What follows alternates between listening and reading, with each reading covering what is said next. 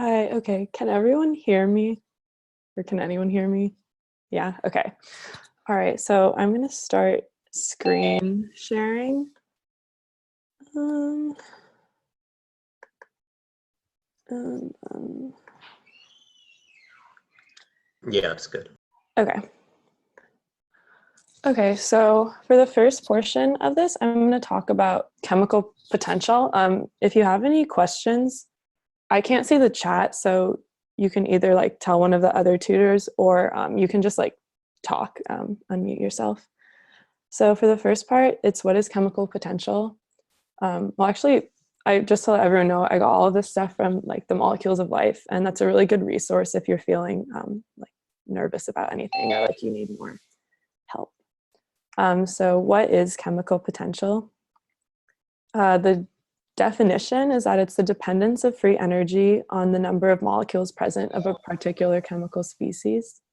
But a better way to think of it is kind of as either the free energy per molecule or the molar free energy of a chemical species. And it's like important to try and understand what it is because it's a new like concept that you're not as familiar with as maybe like Gibbs free energy or enthalpy or something like that.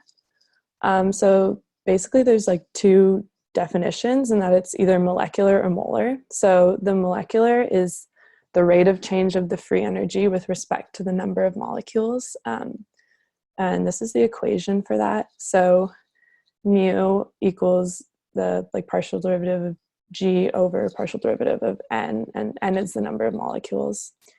And so for one molecule, it's just g. And then this ends up giving you units of energy per molecule or joules per molecule. And then often, like usually in our book or in like the course of the class, we use moles instead of molecules while studying the chemical reactions. It's probably more useful to use the molar chemical potential. So like the difference in the equation is just the lowercase n versus the mu. If you guys have, I feel like I can hear questions, but I can't see them. So if you have questions, just say them. And then, so the most important thing to notice is the lowercase n compared to the uppercase n, which is just moles instead of molecules, and then the bar over the mu, which will usually be dropped in the book because it's almost always talking about molar. But other than that, it's pretty much the same, and just it'll be the same units except it's energy per mole instead of molecule. If you want to interconvert between these two forms, it's pretty simple. So you know that the number of molecules is just equal to Avogadro's number times the number of moles. And so you can plug that into the equation and just like move it around, and it'll give you that so this is the molar free energy is equal to Avogadro's number times the molecular free energy. So if you need to interconvert between those, that is useful.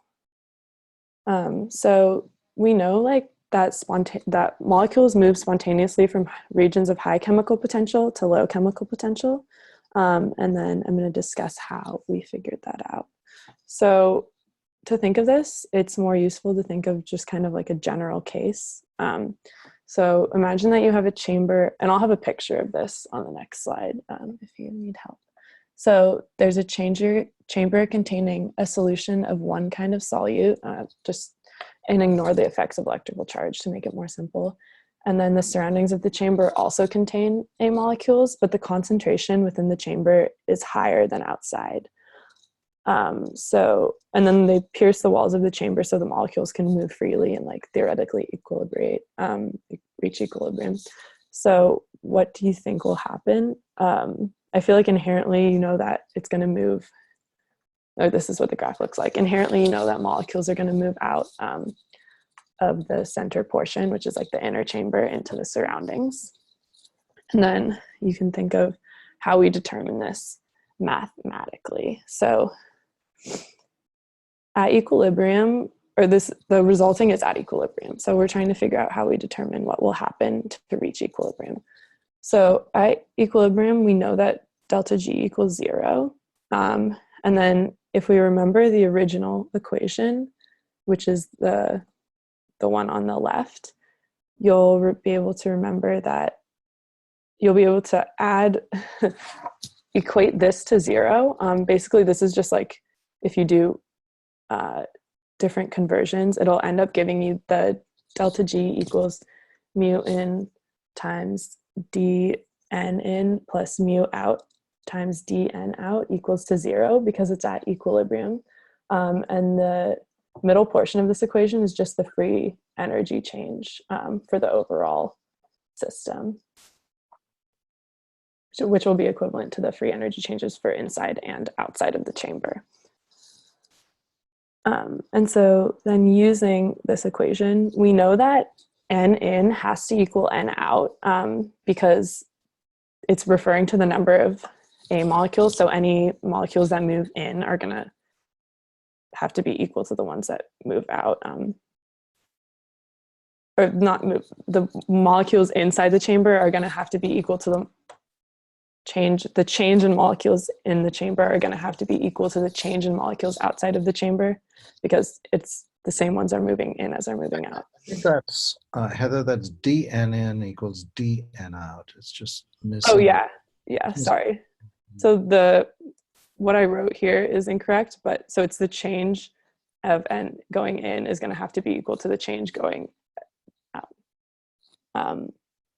Or the change of the inside of the chamber is going to have to be equal to the change in the outside of the chamber, just like opposite. And then if you plug that in to the equation, the dn in equals negative dn out, you'll get this, and then just keep on doing kind of like math to eventually figure out that mu in has to equal mu out at equilibrium. And there's like, if you want to look at the derivation in the textbook, it's like a little more like ordered than this. And then, so we know that if you're not at equilibrium, the spontaneous change must always decrease the free energy of the system. So delta G is going to be, oh, this is supposed to say delta G will be less than 0. And so delta G is going to equal, this is just using equation from this slide, but then moving it into a situation when delta G is less than 0. So in order for this equation to hold true, the sign of dn in has to be opposite of the sign of mu in minus mu out. That's just in order to give you a negative number because it has to be less than 0 if the process is spontaneous. So if n in is decreasing spontaneously, you know that mu in must be greater than mu out. That will give you a positive number for the mu in minus mu out and a negative number for dn in. So the resulting value will be negative. And that indicates that molecules are moving spontaneously from regions of high to low chemical potential. So if a molecule is moving from if mu in is greater than mu out, then dn in must be decreasing, or n in must be decreasing.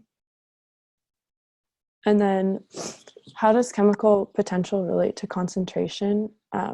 One of the ways that you'll be using chemical potential in the class is a lot of times to solve problems with concentration. And so we know that chemical potential is proportional to the logarithm of concentration. This kind of makes sense intuitively because we know that diffusion drives molecules from regions of high to low concentration. And we also know that chemical potential is greater at higher concentration. And then this equation is probably one of like the most important equations for like tests and stuff. So it's important to understand how this is derived, but more importantly, like how you can use it and relate it. So for an ideal dilute solution, the relationship between chemical potential at 2 concentrations is, and then this is the first concentration. This is the chemical potential at concentration 2, and this is the mu1 is the chemical potential at concentration 1. And so it equal to RT ln C2 over C1. And if you want to find the derivation of that, there's a really long one in the book. So another important thing is just chemical potential of a molecule under standard condition. It's denoted pretty normally with the mu and the degree sign. And the chemical potential under standard conditions can be used to help you find the chemical potential at arbitrary concentrations. And so mu equals mu at standard conditions plus RT ln C over C at standard conditions. And oftentimes the C at standard conditions will be 1 molar because that's like the stereotypical standard conditions. So it can be abbreviated to mu at standard conditions plus RT ln C, which is another important equation that you'd probably want to have when you're taking the test. Sorry, what do you mean arbitrary concentrations? Oh, so if you're trying to like calculate the chemical potential at like a specific concentration, you can use the chemical potential under standard conditions to help you figure that out. So it's you'd have to know the concentration to figure out the chemical potential, but it's just like arbitrary concentration just refers to C. So it's just like a general formula. Okay, thank you. Okay.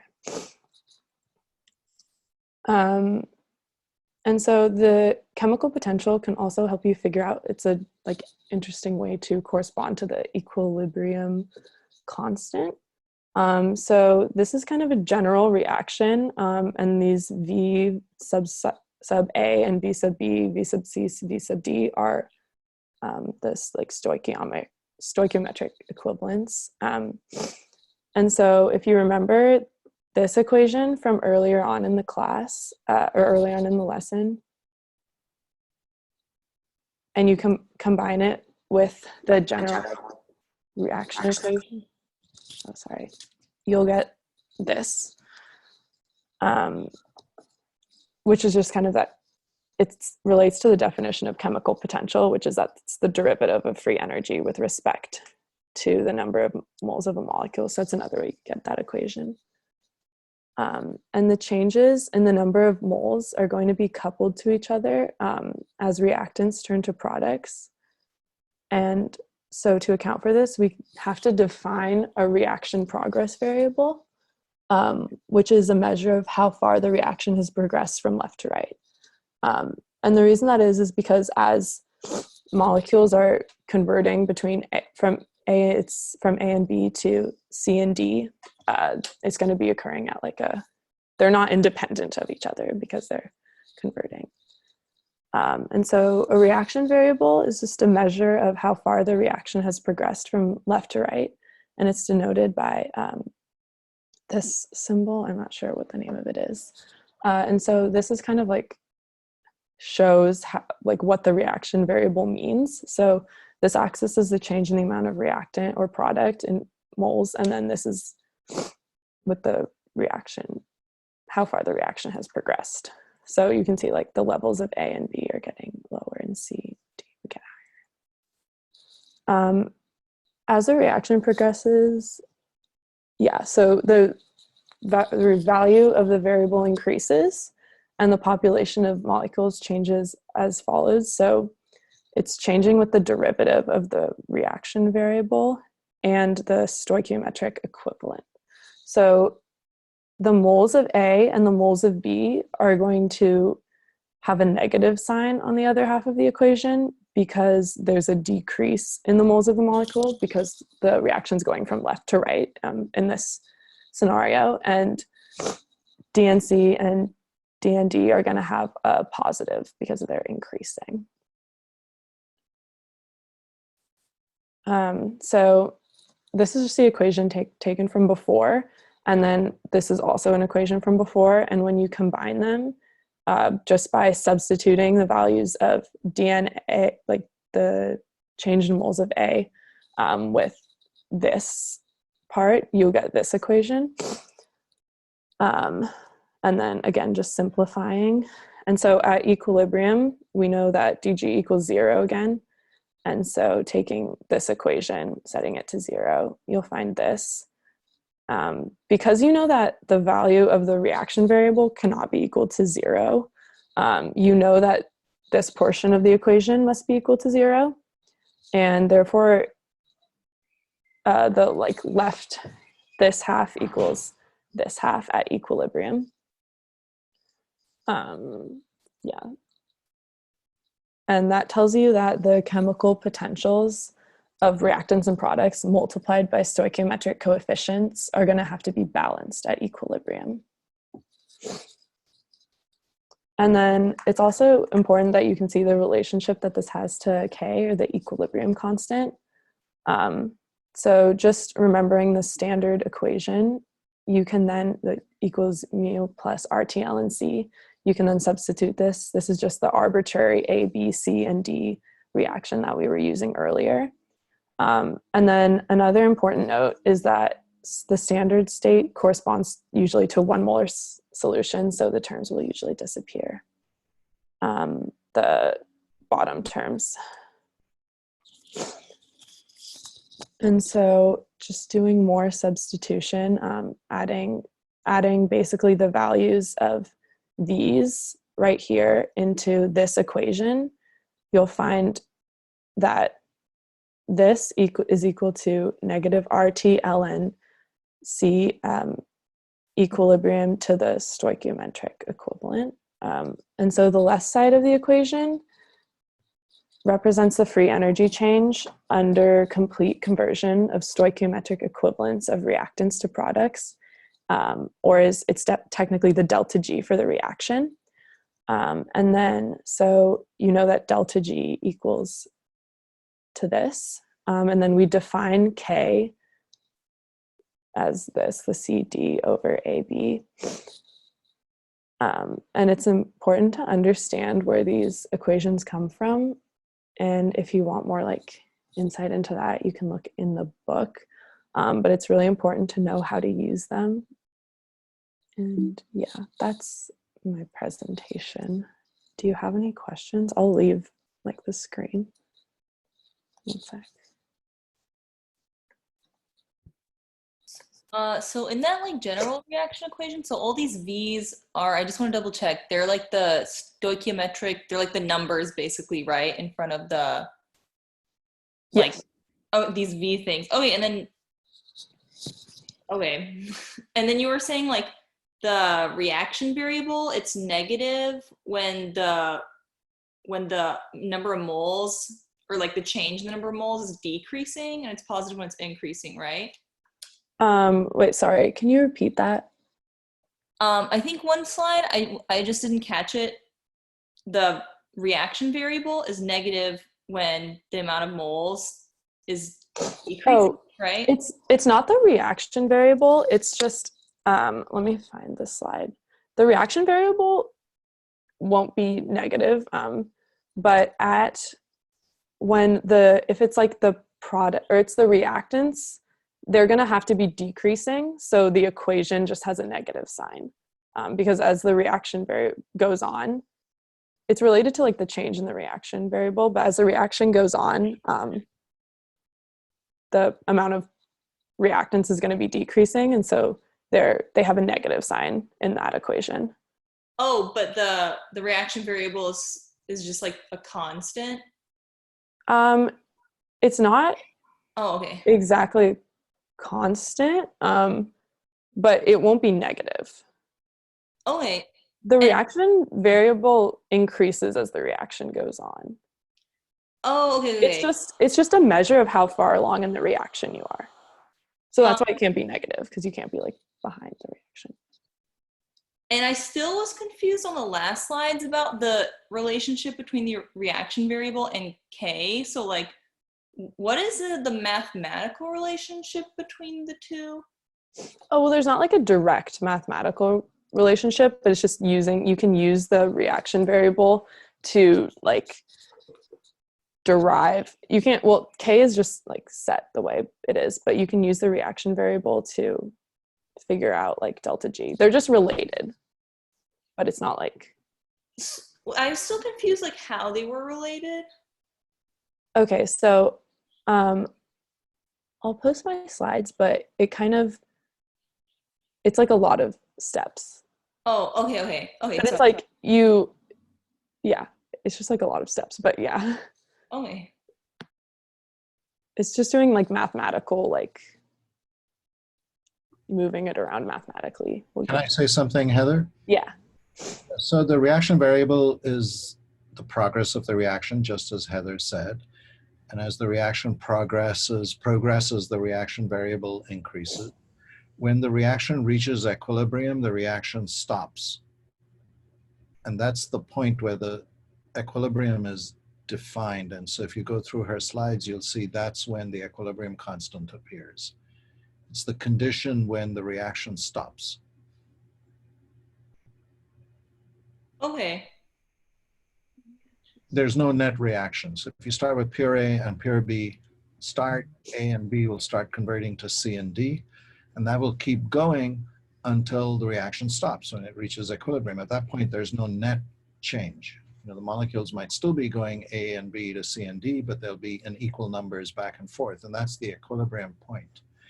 And there, the reaction variable stops changing, and that's the point at which you define the equilibrium constant. Okay. I think I understand a little bit better now. But I think, you know, Heather's description was completely accurate. So when you post those, when you post your notes, Heather, people can review it. Yeah. Okay. If there's no other questions, then I'll move on to mine. Okay. Let me know how this works.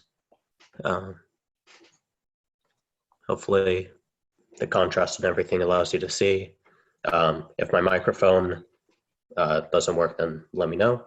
So I'll start out by kind of continuing on chemical potential by kind of giving a brief overview of the Poisson-Boltzmann equation. Just kind of the things that you do need to know. So you shouldn't get too hung up on the actual equation or the derivation, because that's a lot of math that's way beyond the scope of this course. But you should kind of conceptually understand what the overall point that he was saying, like what a Debye length is, and kind of how it can be used to kind of describe how electrostatics works in water if you have a charged surface, and kind of how the concentration varies, because it's not just everything being homogeneous. So that's kind of the overall point. But in terms of like using the equation, I'm not going to showcase that today, and I wouldn't worry too much about it. So now I'll kind of start by talking about the ideal polymer / random walk, which I covered in my part last week on more of a mathematical thermodynamics level, but now I'll kind of approach it from a different method. So first off, I want to say that this is covered in chapter 17 in TMOL. It doesn't discuss the ideal polymer explicitly, but I hope to showcase and prove to you that you can kind of draw an analogy. And if I'll post my stuff, and then also you can refer to that. So let's say you have a bead or something else. Okay, it looks like the contrast is okay. And let's say that it takes a step of size lowercase l. So you draw like a little circle. Unfortunately, I'm right-handed, so kind of will block a lot. With a radius of lowercase l. So then it can go in any direction on this circle after a given time point, and then after it gets to there,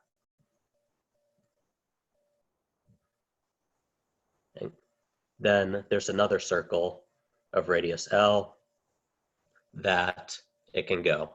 So then what you end up getting after many iterations is that if here's your start, then you'll be taking a bunch of mini steps in a random direction. And if this is your end, then you'll end up having kind of some net distance, which we'll refer to by the uppercase L. And this is how Brownian motion works, essentially. And it's applicable to many other scenarios. So I'll kind of reduce this down to one dimension and then kind of build back up again. So let's say that we have some kind of numerical number line, and I'll have the divisions be in terms of lowercase l, which will be our the magnitude of our step. So, okay, I won't be doing anything on here. I know it's a little cut off, but it's just -4L.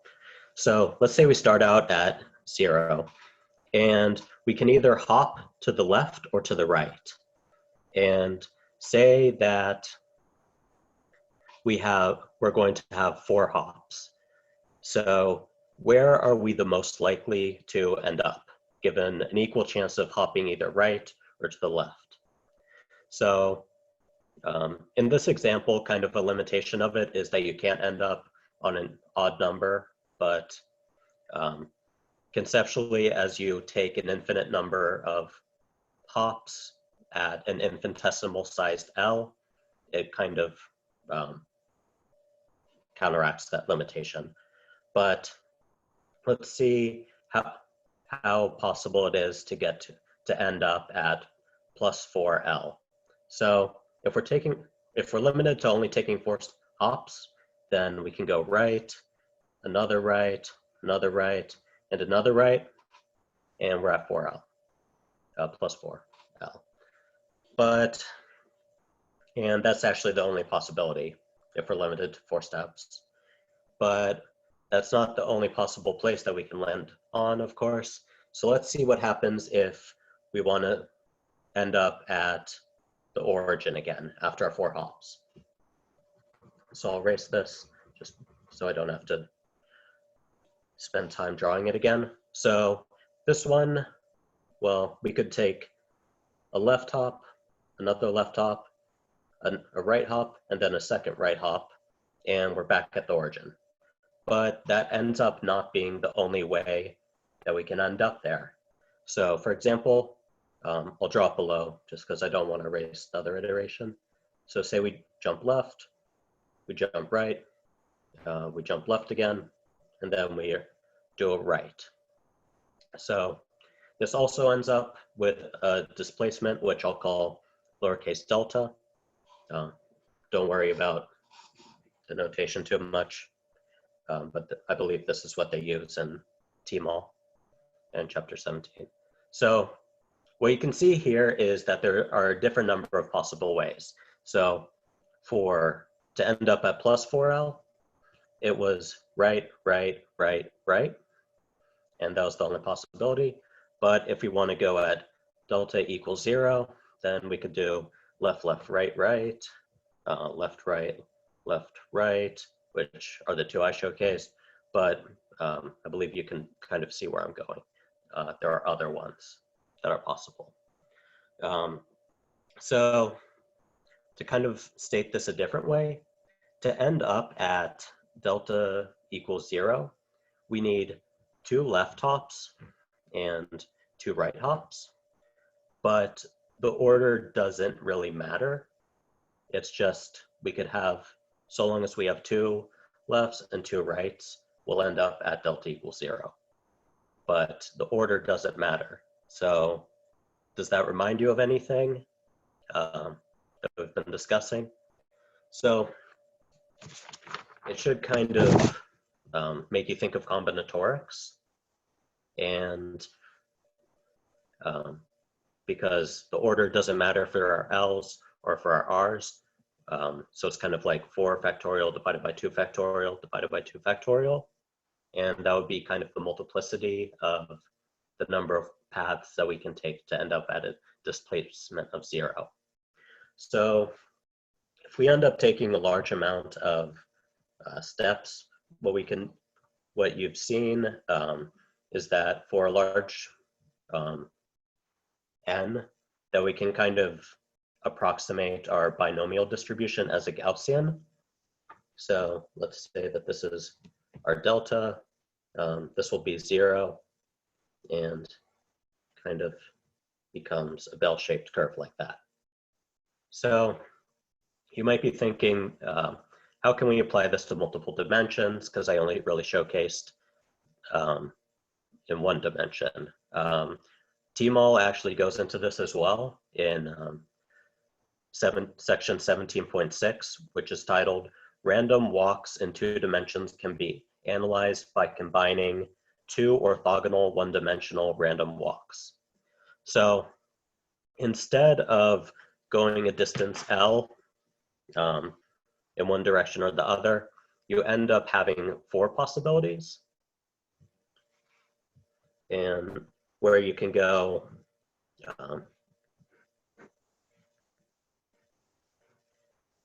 northeast, northwest, southwest, southeast, and how far are you going in each direction. So you end up going L over root 2 in each direction. So if for the case of like northeast, you'll be going L over square root of 2 north and L over square root of 2 east. And so why is it L over square root of 2? So you want to still be going a distance of L every step. So if you plug it into your Pythagorean formula, you'll get L over square root of 2 squared plus L over square root of 2 squared, which equals L squared over 2 plus L squared over 2, which equals our L squared over 2, which equals L. So it's kind of showing you that we're still taking a step of L. And you can apply this similar logic for the 3-dimensional case, but you would be having square root of 3 in the denominator instead. So to tie it into what you've seen with Polymer, let's see. Where did I go?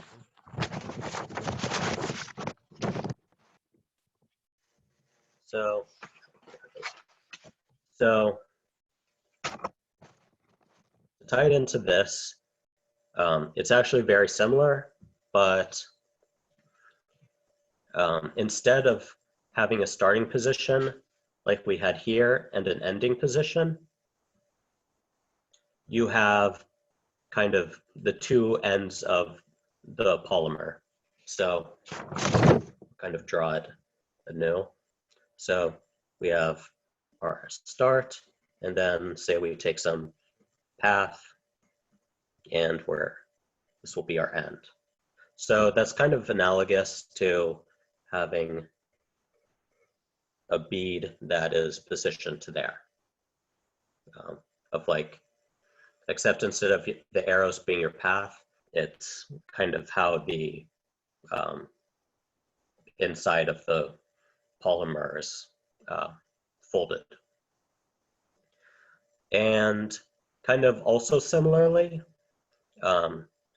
in how there was a difference in multiplicity between ending up at plus 4L versus ending up at delta equals 0. There is a difference in the multiplicity of the ways that the polymer can contort itself to have a difference between the 2 ends, which is also our L, which I believe is what they used in lecture. So, for example, if we have a large magnitude of L, if it's essentially taut, then there aren't that many conformations where you can get the maximum of L. There's really only one.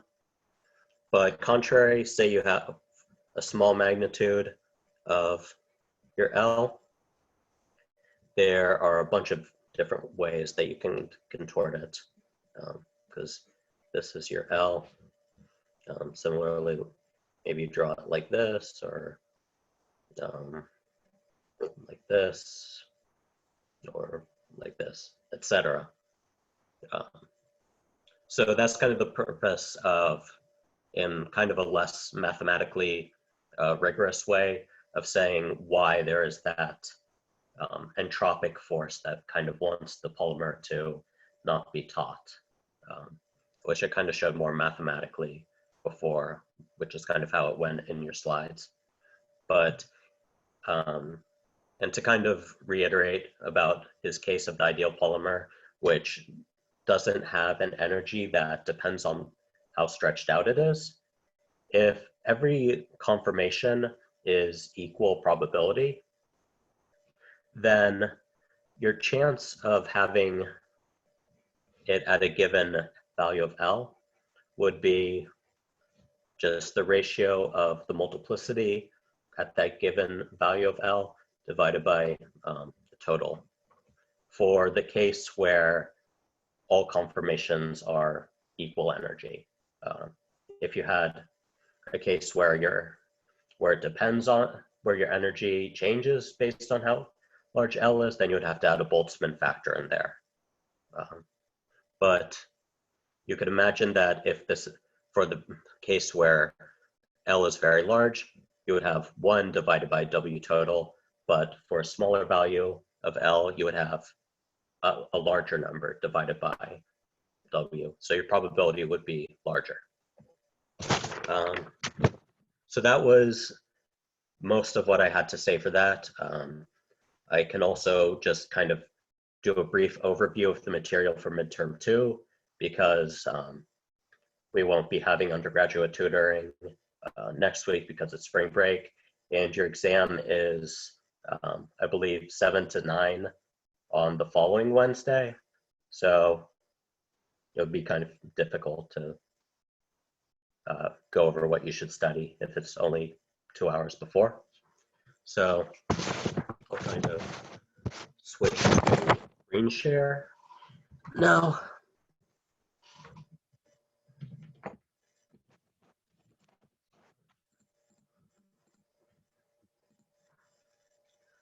Okay, so switch to share screen. Okay, oh, first off, were there any questions?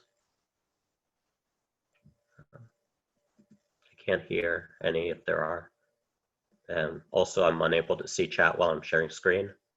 So please say it, but I guess if I can't hear you because it's on there, I wouldn't be able to hear that anyways. Okay, so,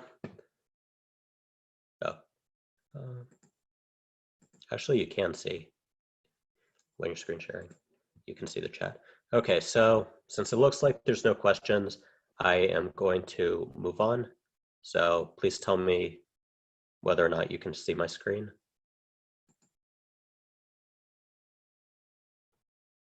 Okay, cool. Yes.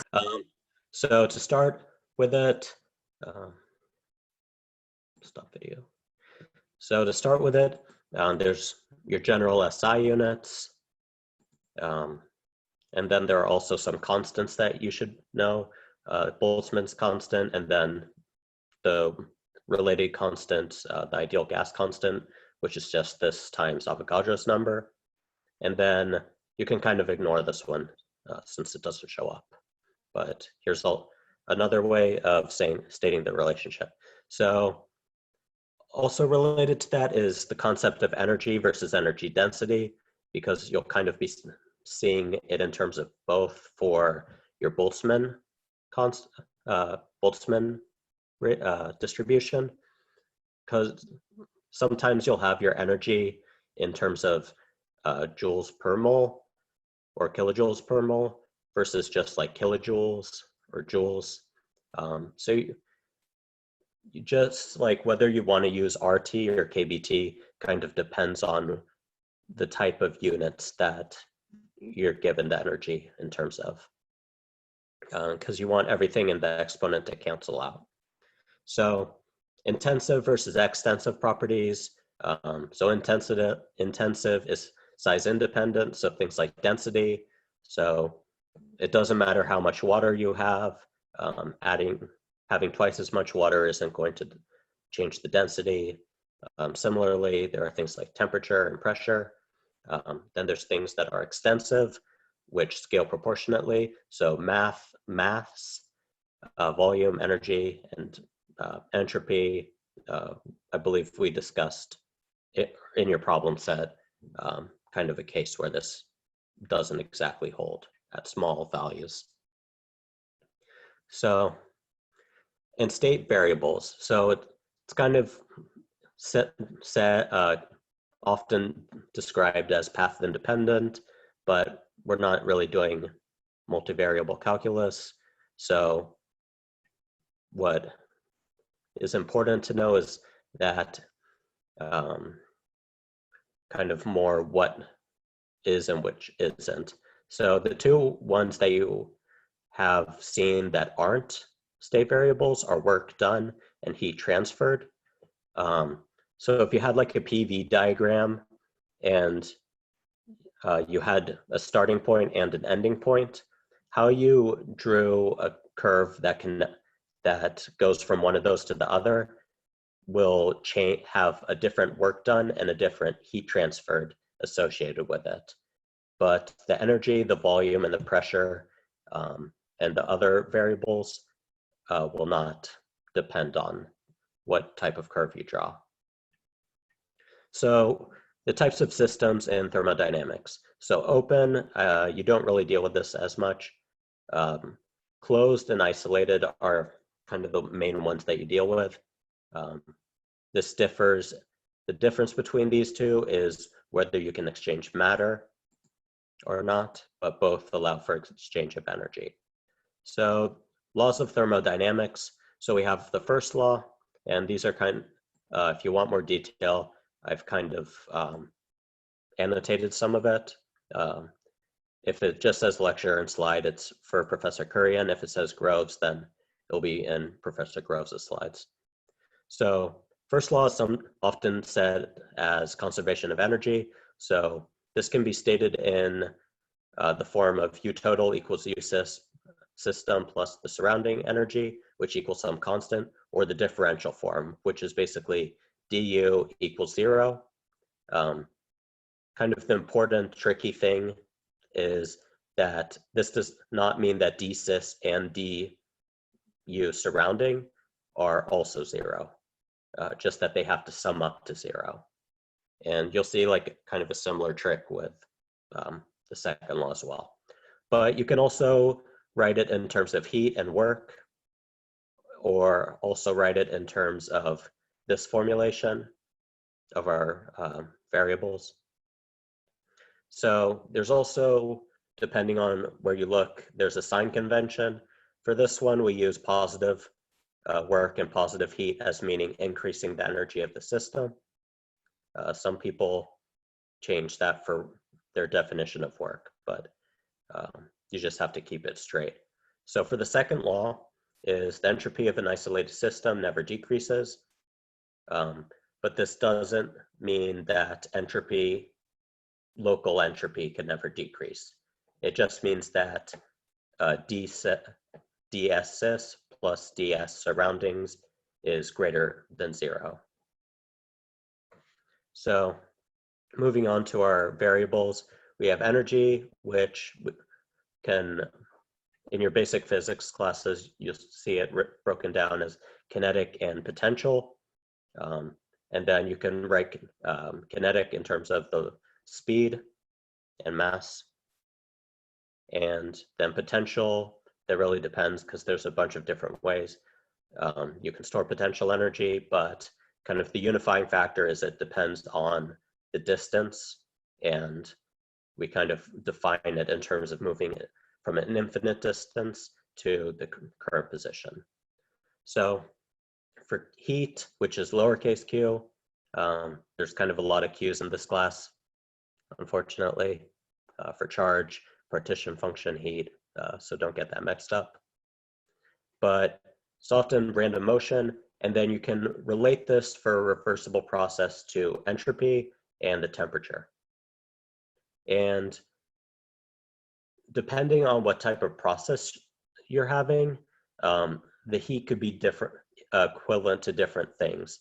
So for constant volume, your dq is equal to du, because your PV work term depends on dV, and if that's 0, then the term falls out. And for constant pressure, your heat is equal to the enthalpy. And okay, so it looks like I have 5 minutes. So for work, it's often summarized as directed motion. And there are a couple different ones, but we're mainly dealing with mechanical and also chemical. So there are reversible and non-reversible processes. Is there a mathematical relationship between U and H? Yeah, I'll type it in chat because, oh, actually it's right here. So enthalpy is defined to be U plus the product of P and V. And then obviously I won't be able to get through all this in the next 4 minutes, but I'll post it, and hopefully it should answer any questions as well as provide the annotated references. So for work, reversible versus non-reversible, reversible processes are the most efficient. That's kind of the way I like to summarize it. And you've done a little bit of work, no pun intended, with PV diagrams. So you should be able to have like a basic understanding of that. So kind of already stated this. So Gibbs free energy. So kind of the opposite of entropy. For spontaneous processes, our Gibbs free energy decreases.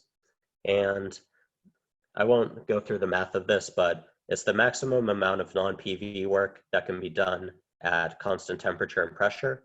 And how this is mathematically defined is you can relate it to enthalpy and also energy.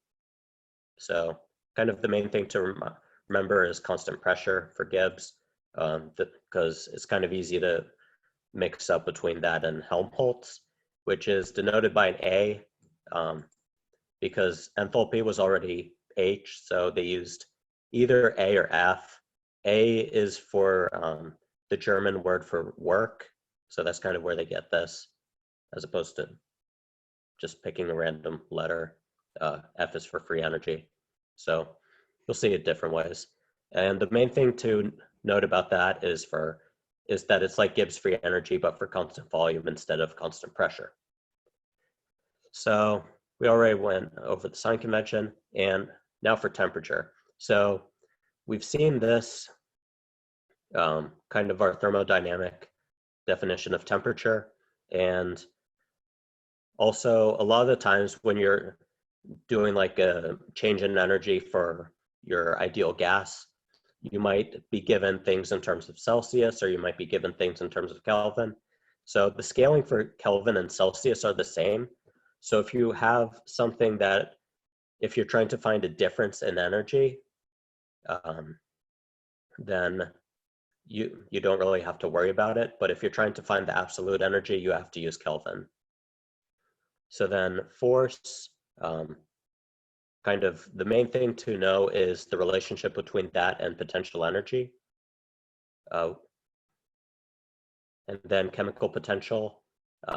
Here is it detailed in terms of Gibbs. I believe Heather's slide goes into more detail about the different ways you can express this. Plus her whole thing is on chemical potential. So I'd recommend referring to that. So then thermodynamic processes, will be kind of the last thing that I go on because I have 1 minute. So there's isothermal. Iso means same or constant, so isothermal, same temperature. For your ideal case where the energy is only a function of the temperature, then your energy is constant as well. Isobaric, you can think of like a barometer, which measures pressure. Some people write this as isovolumetric, or isochoric, but constant volume. So since your dV is 0, there's no PV work done. Adiabatic, Q, there's no heat. So it looks like, I'll post all the remainder because it looks like we got like a third of the way or a quarter of the way through. So I'll post this, so don't worry, because I kind of rushed through it. So stop, pause, share. Okay. And then I will stop recording because I haven't checked with other people.